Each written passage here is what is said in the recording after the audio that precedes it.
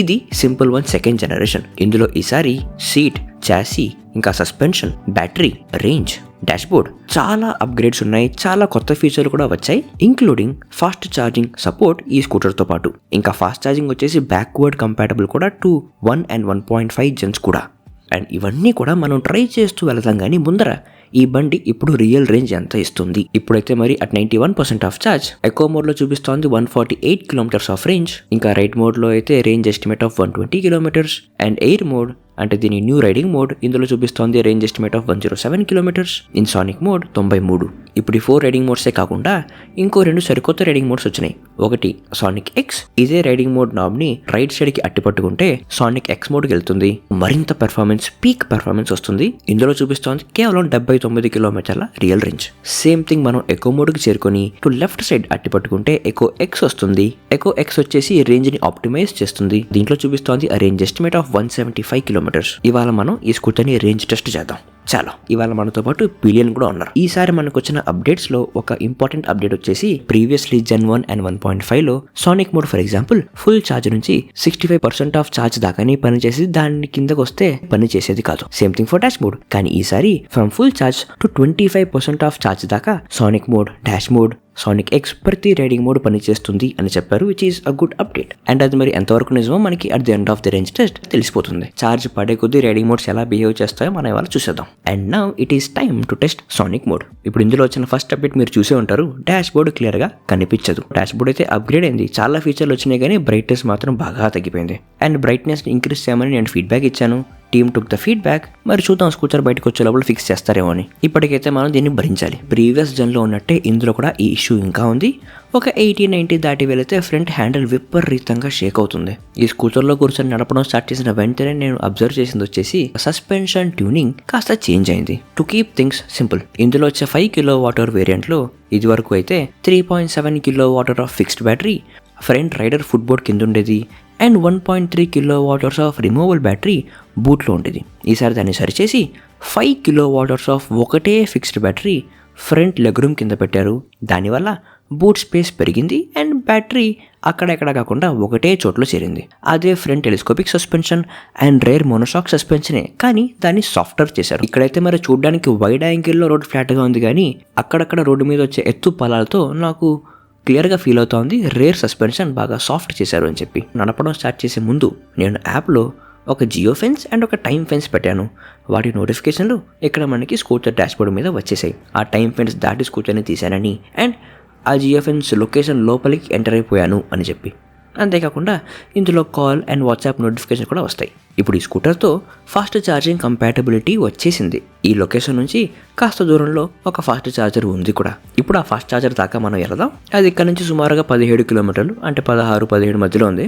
Okay, range update. ఇప్పుడు మన దగ్గర 75% ఆఫ్ ఛార్జ్ బ్యాలెన్స్ ఉంది. అండ్ సోఫార్ మనం 23 కిలోమీటర్స్ నడిపాం. దాదాపు మనం సానిక్ మోడ్లోనే నడిపాం. రోడ్డు ఖాళీగా ఉంది. ఒకసారి దీంట్లో సానిక్ ఎక్స్ మోడ్లో యాక్సిలరేషన్ చూద్దాం. Are you ready? Okay, Sonic X ready. 3, 2, 1 full throttle. Wow, 30, 35, 40. In fact the company claims from 0 to 40 km/h just 2.55 సెకండ్స్లో చేరుకొచ్చని. అండ్ మనం ఆల్రెడీ 70 దాకా చేరుకునేసాం. It is very very strong acceleration compare to Sonic mode. కానీ Sonic X మోడ్లో top speed కూడా పెరిగింది compare to Sonic mode. అందులో అయితే కేవలం 105 km/h, ఇందులో 115 km/h.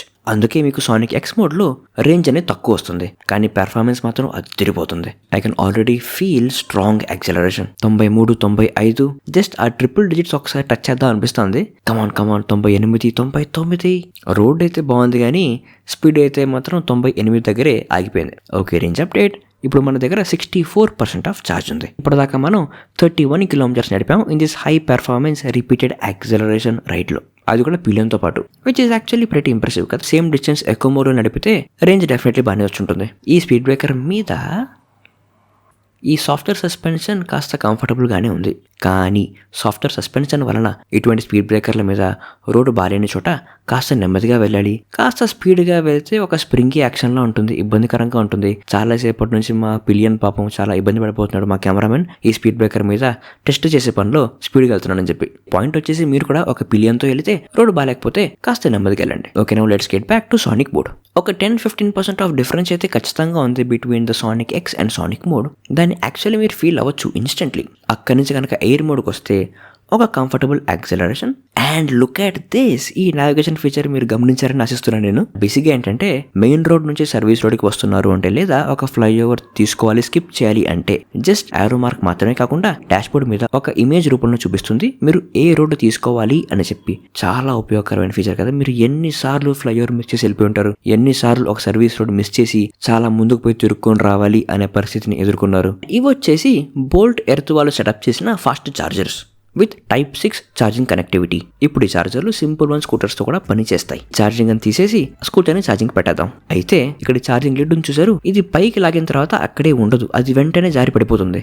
ఛార్జింగ్ పెట్టే వేళ కాస్త ఇబ్బందిగా ఉంటుంది. ఎనీవే స్కూటర్ అయితే ఛార్జింగ్ పెడదాం. మీ ఫోన్ లో బోల్ట్ ఎర్త్ యాప్ ఇన్స్టాల్ చేసుకుని ఈ చార్జర్ మీద ఉండే స్కానర్ ని స్కాన్ చేస్తే you can start charging. Okay, so మొత్తానికి 50% ఆఫ్ ఛార్జ్ అయితే మరి ఇందులో అయింది. So it is time for half ride review. So far ఇందులో పెర్ఫార్మెన్స్ మాత్రం అదిరిపోయింది. నేను దీంట్లో ఎప్పుడు యాక్సలరేట్ చేసిన సానిక్ ఎక్స్ మోడ్లో ఎస్పెషల్లీ ఆ 2.55 సెకండ్స్లో 40 దాకా చేరుకునే యాక్సలరేషన్ అయితే మాత్రం ఆ కిక్ అంతా ఇంత కాదు. In fact in the air mode and sonic మోడ్లో కూడా స్ట్రాంగ్ యాక్సలరేషనే. ఆన్ హైవే మాత్రం కిక్ అంతా ఇంత కాదు. కానీ నాకు బాగా ఇంట్రెస్టింగ్ అనిపించింది మాత్రం దీని ఫైన్ ట్యూన్డ్ సస్పెన్షన్. ఇది వరకు వచ్చే సింపుల్ వన్ స్కూటర్స్లో చాలా స్టిఫ్గా, కాస్త ఇబ్బందికరంగా, ఇన్కన్సిస్టెంట్గా ఉండే ఒక సస్పెన్షన్ ఇందులో సాఫ్ట్గా, కన్సిస్టెంట్గా, కన్వీనియంట్గా ఉంది. నాకే కాదు, especially to my pillion ride దాదాపు చాలా సుఖంగానే ఉండిందని, జస్ట్ ఆ క్విక్ యాక్సలరేషన్ వల్ల, స్ట్రాంగర్ రీజనరేషన్ వల్ల, ఆ జర్కీ మూమెంట్ వల్ల ఇబ్బందిగా ఉండింది అని చెప్పారు. కానీ అంతకంటే ముఖ్యమైనది దీంట్లో వచ్చే ఈ సరికొత్త సీట్స్.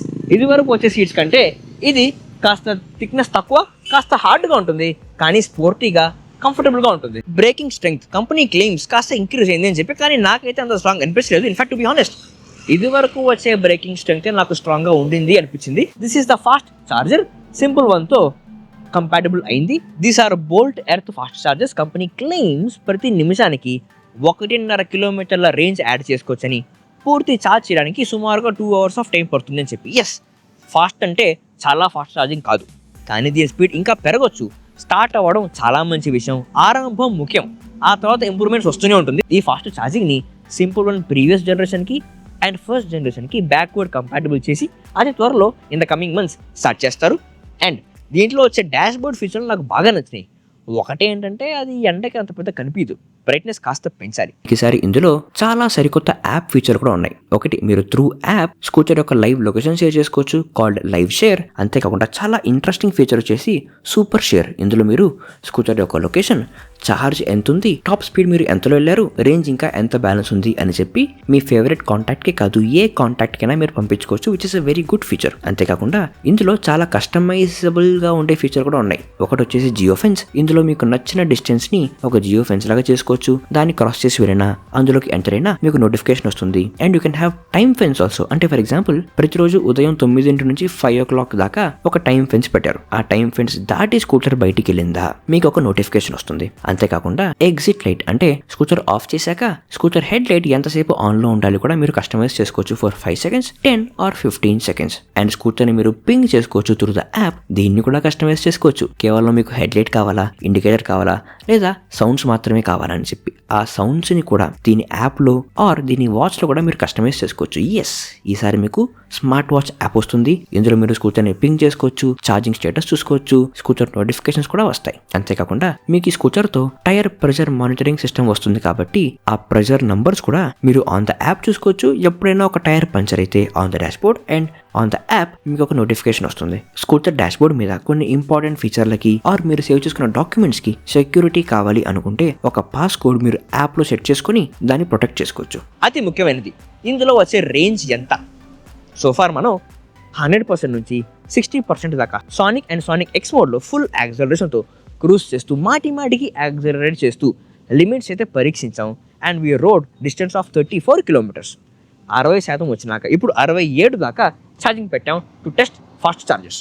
ఇప్పుడు ఎకో మోడ్లో రేంజ్ చూపిస్తోంది 120 kilometers. కానీ ఇప్పటి నుంచి కూడా పూర్తిగా మనం సానిక్ మోడ్లోనే వెళ్దాం. ఎందుకంటే సానిక్ మోడ్లో రేంజ్ బాగుంది అంటే ఎకో మోడ్లో ధీమాగా వెళ్ళిపోవచ్చు అని అర్థం. మరి మిగతా రేట్ చేద్దామా? చాలా సరే ఇప్పటిదాకా మనం అన్ని ప్రయత్నించాం కానీ ఎకో ఎక్స్ ప్లస్ మాత్రం ఉండిపోయింది. ఇప్పుడు వెళ్దాం. ఇందులో బేసిక్గా స్కూటర్ అర్థం చేసుకుంటుంది మీ యాక్సలరేషన్ ప్యాటర్న్ ఏంటి, మీ బ్రేకింగ్ ప్యాటర్న్ ఏంటి, అండ్ మీ యొక్క రైడింగ్ స్టైల్ ఏంటి అర్థం చేసుకొని దానికి తగ్గట్టుగా ఆప్టిమైజ్ చేస్తుంది మ్యాక్సిమం రేంజ్ రాబట్టుకోవడానికి. ఇది ఏథర్లో ఉండే స్మార్ట్ ఈకో మోడ్ వంటిది కాదు అని నాకు స్పెసిఫిక్గా చెప్పారు. ఏథర్లో స్మార్ట్ ఈకో మోడ్లోకి వెళ్తే కనుక 1-2 సార్లు 50-60స్లోకి యాక్సలరేట్ చేసి వెళితే ఇంకా సేపటి దాకా మీరు బండిని రీజనరేట్ చేసేదాకా 20 and 25 దాకానే ములిగి వెళ్తుంది. ఇన్ఫ్యాక్ట్ ఈ పాయింట్ గురించి నాకు సింపుల్ ఎనర్జీలో ఉండే ఒక ఇంజనీర్ నాకు స్పెసిఫిక్గా చెప్పారు. ఏంటంటే గ్రీన్ రైట్ ఛానల్లో మనం చేసిన స్మార్ట్ ఈకో మోడ్ గురించి చెప్పిన వీడియోని పాయింట్అవుట్ చేస్తూ దాన్ని ఇన్పుట్గా తీసుకొని ఈ ఎకో ఎక్స్ మోడ్ని వీళ్ళు తయారు చేయడానికి ఉపయోగించుకున్నారు అని చెప్పి. ఇప్పుడు ఇది టెక్నికల్గా ఎలా ఇంప్లిమెంట్ చేస్తున్నారో నాకు తెలియదు కానీ వినడానికైతే ఇంట్రెస్టింగ్గా ఉంది. స్కూటర్ ఒకసారి బయటకు వచ్చినాక Eco X mode on a long term ఎంతవరకు ఉపయోగకరంగా ఉంటుంది అని మనం ఖచ్చితంగా ప్రయత్నిస్తాం. ఇప్పుడు మనం స్కూటర్ని ఒక పర్టికులర్ చోటుకి తీసుకెళ్లి చేర్చాలి. అది ఇక్కడ నుంచి 25 కిలోమీటర్స్ దూరంలో ఉంది. ఇంత రాత్రి చీకట్లో సానిక్ మోడ్లో యాక్సలరేట్ చేస్తూ వెళ్ళడం అంత సురక్షితం కాదు. అలాగని ఎకో మోడ్లో కాస్త నెమ్మదిగా వెళ్దాం అన్నా కూడా సురక్షితం కాదు గనక దీంట్లో ఉండే రైడ్ మోడ్లో 50-60 స్పీడ్ల మధ్యలో మనం వెళ్దాం. అండ్ రేంజ్ అప్డేట్ ఇప్పుడు మన దగ్గర 39% ఆఫ్ ఛార్జ్ బ్యాలెన్స్ ఉంది. అండ్ రైడ్ మోడ్లో చూపిస్తోంది 50 కిలోమీటర్ల రేంజ్ రావచ్చు అని చెప్పి. అండ్ సోఫార్ మనం ఇప్పటిదాకా 59 కిలోమీటర్లు నడిపాం. ఓకే, రేంజ్ అప్డేట్ ఇప్పుడు మన దగ్గర 28% ఆఫ్ ఛార్జ్ బ్యాలెన్స్ ఉంది. అండ్ రైడ్ మోడ్లో చూపిస్తోంది రేంజ్ ఎస్టిమేట్ ఆఫ్ 34 కిలోమీటర్స్. ఇప్పుడు కూడా సానిక్ మోడ్ పనిచేస్తోంది and shows range estimate of 27 kilometres. Sonic X mode కూడా పనిచేస్తోంది. ఇందులో చూపిస్తోంది range estimate of 22 kilometres, which is crazy. So ఈ రైడింగ్ మోడ్స్ యొక్క సమస్య ఈసారి ఫిక్స్ చేసేశారు. Range test on second gen of Simple 1 మొత్తానికి అయితే మరి పూర్తయింది. From 95% of charge to 45%. Sonic మోడ్లో, సానిక్ ఎక్స్ మోడ్లో 80, 90, 100లో క్రూజ్ చేస్తూ వెళ్ళాం. రకరకాలుగా యాక్సలరేట్ చేస్తూ, రీజనరేట్ చేస్తూ, మాటికి యాక్సలరేట్, బ్రేకింగ్ చేస్తూ కాన్స్టెంట్గా టెస్ట్ చేస్తూనే ఉన్నాం బ్యాటరీని అండ్ మోటార్ని. With a pillion overall load on the scooter almost 180 kilos దాకా ఉండింది. అంత ఉన్నప్పటికీ మనకి 50% ఆఫ్ ఛార్జ్ కన్జ్యూమ్ చేసి 54 కిలోమీటర్ల రేంజ్ వచ్చింది. పూర్తి drive Sonic and Sonic X మోడ్లోనే వెళితే ఇదే స్పీడ్లో సుమారుగా 110 కిలోమీటర్స్ ఆఫ్ రియల్ రేంజ్ రావచ్చు. ఫ్రమ్ 45%, 25% దాకా మనం రైడ్ మోడ్లో వెళ్ళాం అండ్ మనకి 30 కిలోమీటర్ల రియల్ రేంజ్ వచ్చింది. అంటే పూర్తి మనం రైడ్ మోడ్లోనే వెళితే 120 కిలోమీటర్స్ ఆఫ్ రియల్ రేంజ్ కూడా రావచ్చు. ఒక 30-40స్లో ఎకో మోడ్లో వెళితే దాదాపు 150 కిలోమీటర్స్ ఆఫ్ రియల్ రేంజ్ కూడా రావచ్చు. ఇవన్నీ కూడా విత్ అ పిలియన్. ఎందుకంటే ఇది same battery pack of 5 kWh, same as simple 1 and 1.5 versions. ఇప్పుడు నెక్స్ట్ టైం నేను ఏ బండికి ఇలాగ రేంజ్ టెస్ట్ చేయాలో మీరు మా కమెంట్స్లో తెలియజేయండి. చలో.